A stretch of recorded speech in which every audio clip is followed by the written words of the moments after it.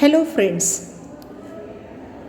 in the last video we have seen the second part of on saying please.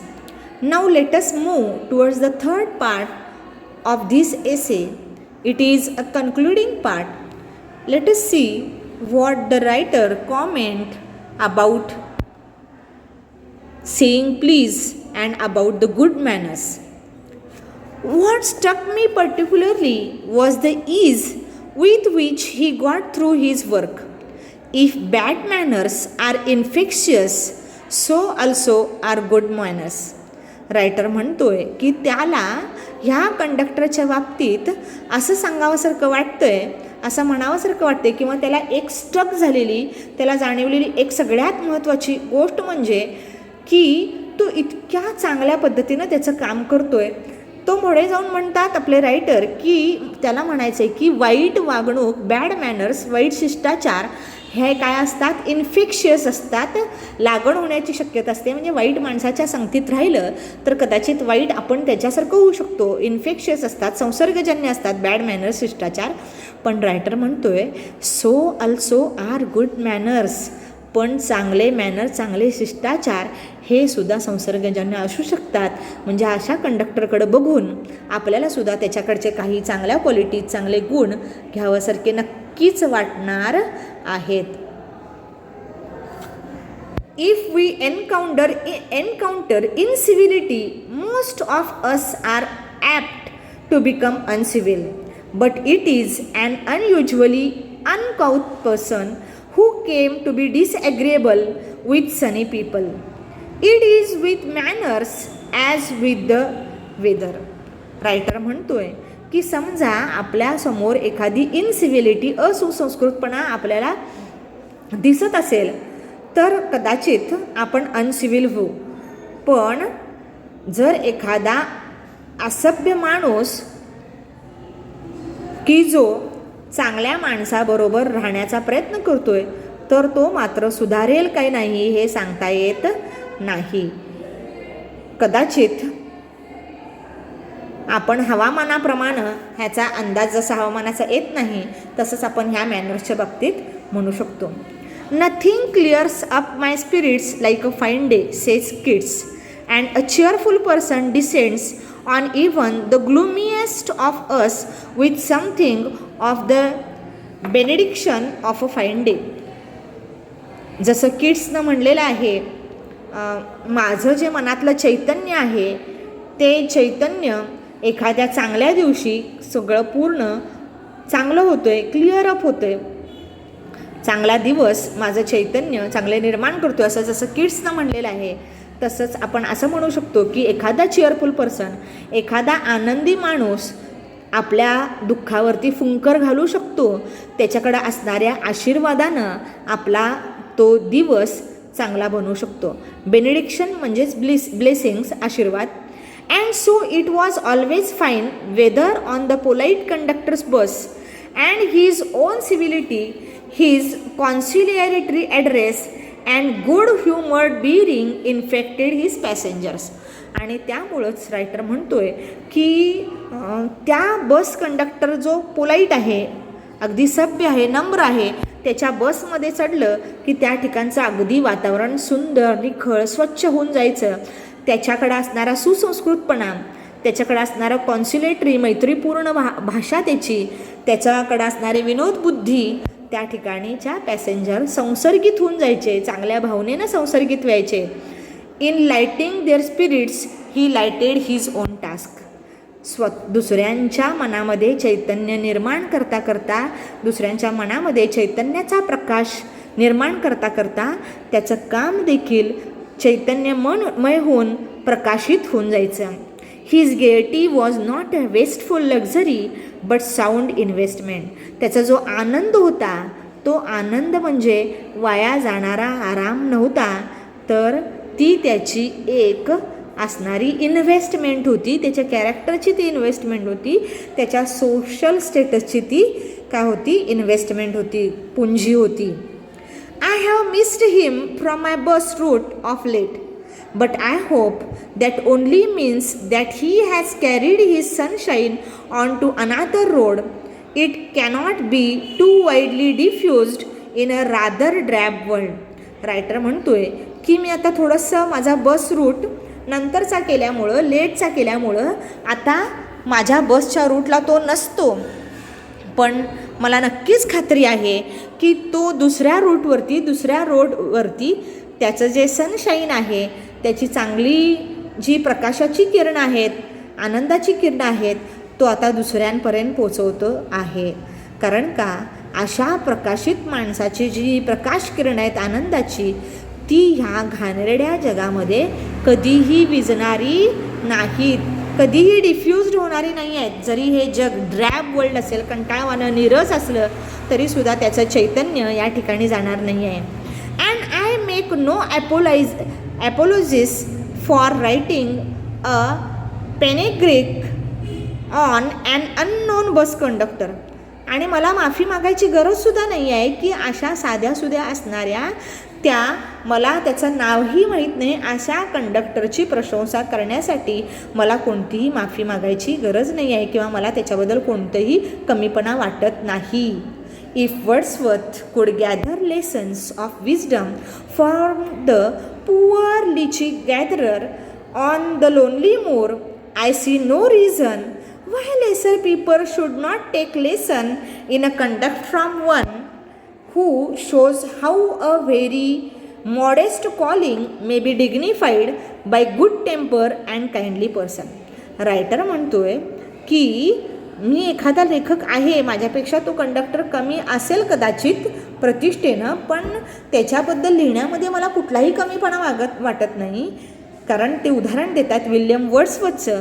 जर William वर्ड्सवर्थला एखादा धडा तो poor leech gatherer, लिचीची फळं गोळा करणारा, त्याच्याकडून जर एखादा चांगला धडा त्याला मिळत असेल तर तो धडा विल्यम वर्ड्सवर्थ घेतोय ऑन द लोनली मूर त्या ठिकाणी घेतोय, तर आपल्याला काय हरकत आहे.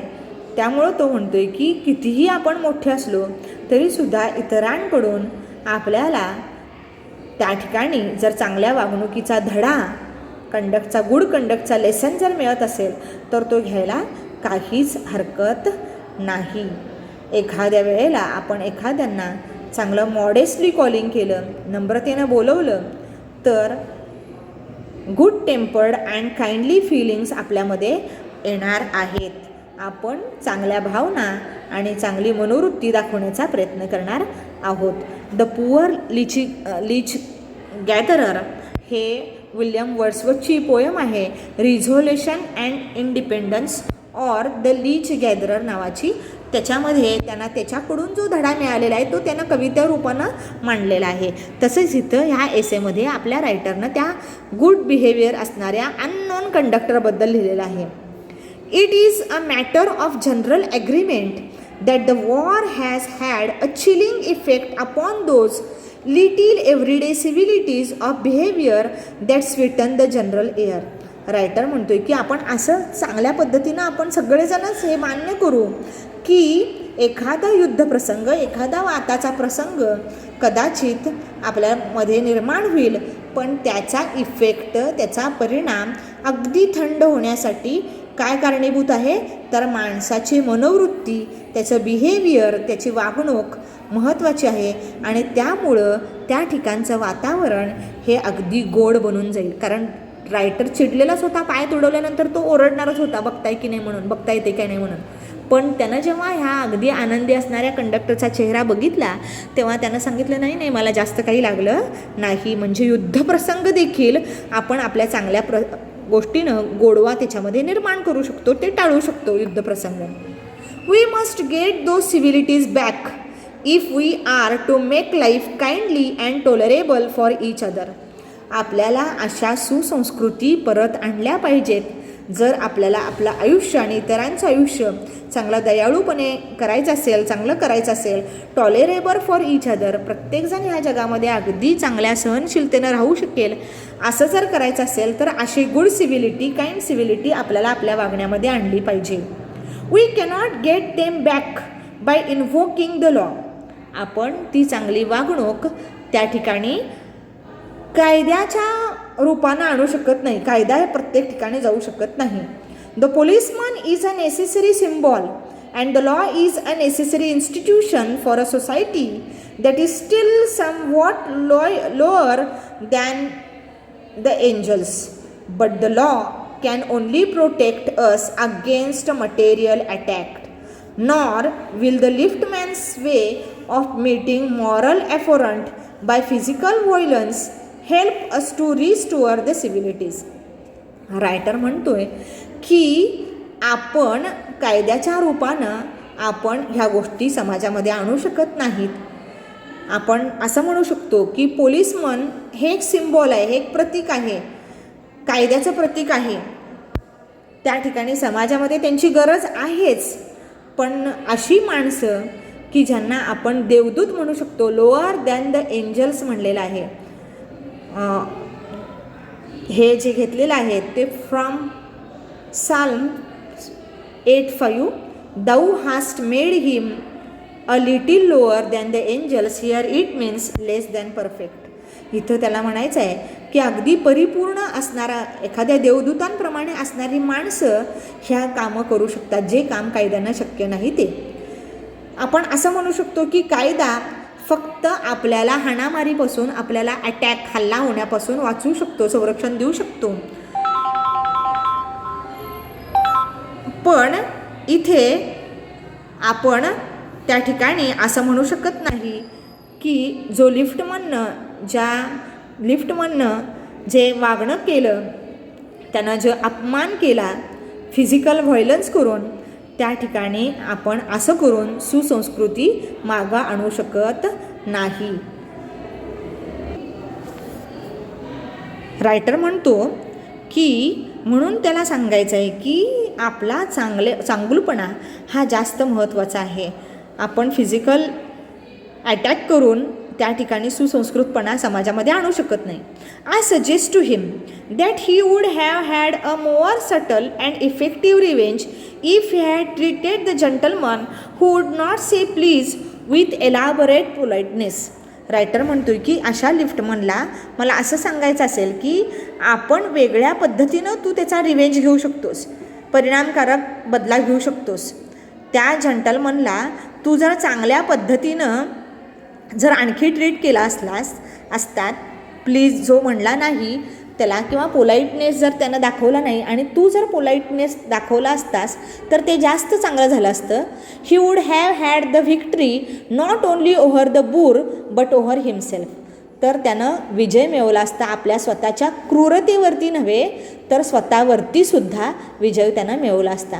And that is the victory that counts. आणि हा विजय महत्त्वाचा आहे. चांगलं वागणाऱ्या लोकांशी आपण चांगलं वागू, पण जे आपल्याशी वाईट वागतात त्यांच्याशी पण आपण चांगलं वागलो तर खऱ्या अर्थानं ते वेगळं असणार आहे, त्याची जास्त किंमत असणार आहे, ते खरं असणार आहे.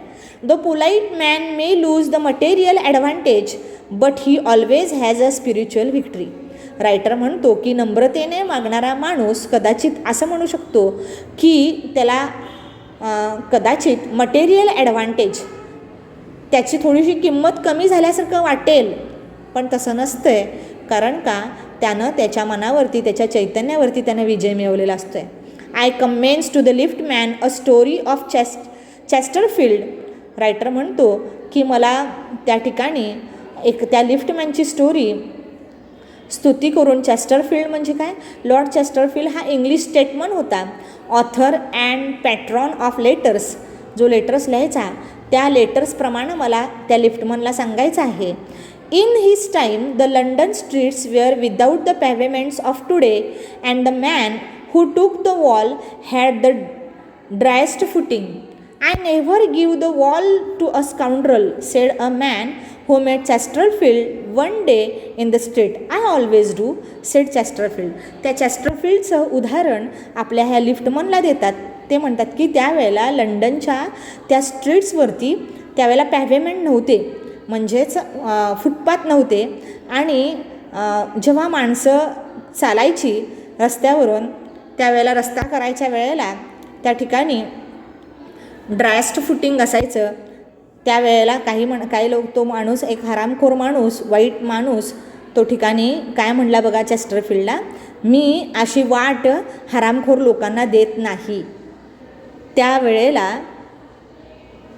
चेस्टरफील्ड म्हणलेले होते की हां मी मात्र देतो याचा अर्थ काय, मी हरामखोर लोकांना जागा देतो रस्त्यावरून जाण्यासाठी. तो रस्ता देत नव्हता त्यांना जाण्यासाठी. त्यावेळेला आपल्या चेस्टरफील्डनी असं म्हणलेलं होतं. म्हणजे आपोआपच त्या माणसाचा अपमान पण झालेला होता. हे महत्त्वाचं आहे. Sed Chesterfield stepping with a बो इन टू द रोड. आणि मग तो माणूस गेल्यानंतर आपल्या ह्या चेस्टरफील्डने तिथे पुढे गेलेले होते. I hope the lift man will agree that his revenge was much more sweet than if he had flung the fellow into the mud. बाजूच्या रस्त्यावरती काय होतं, चिखल होता आणि तिकडे रस्त्यावरून जाणं एकाला शक्य नव्हतं दोघांना. आणि त्यावेळेला चेस्टरफील्डला वाट दिली नव्हती. थांबले चेस्टरफील्ड आणि त्यावेळेला तो माणूस म्हणलेला होता मी हरामखोर लोकांना जागा देत नाही. पण चेस्टरफील्ड म्हणले होते की मी मात्र देतो.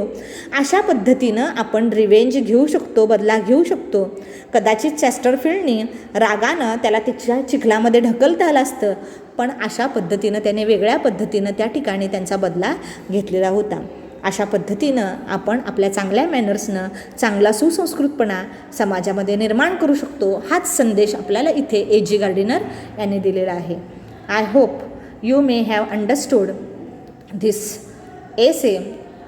रीड इट ट्वाइस और thrice and you will definitely understand about it. Thank you. Take very good care of yourself and your family. Bye.